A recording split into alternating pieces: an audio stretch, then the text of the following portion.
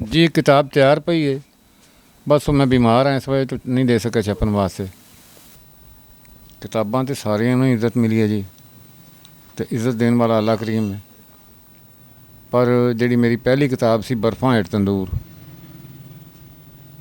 ਉਹਨੂੰ तो कमाल शोहरत मिली है। मैं ਉਹਦੀਆਂ 300 रुपये ਉਹਦੀ कीमत सी, ਤੇ मैं ਉਹਦੀਆਂ सैकंड हैंड कापियां 5-5 हज़ार 'ਚ विकदियां वेखियां। नहीं जी, शायरी ਦੇ ਵਿੱਚ ਸਾਰੇ ਹਿੱਸੇ ਹੀ ਆਉਂਦੇ ਨੇ। शायरी एक फन है, ये फन ਦਾ शहनशाह ਸੀ मुर्शद बुल्ला।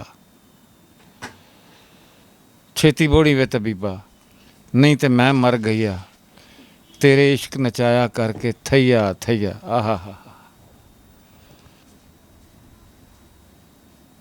हथीं यादां दे शहर उजाड़ दिते, हथीं यादां दे शहर उजाड़ दिते, खत यार दे चुम्मे ते पाड़ दिते।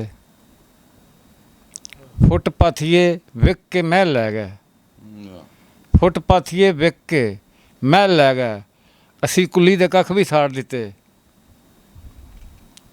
जिन्ने दुख सी दिल दी जेल अंदर, ताला सबर दा लाया ते ताड़ दिते। जुत्ती बालां दी लैन लई माल भी दे, रब्बा जिन्नू ही जेठ ते हाड़ दिते।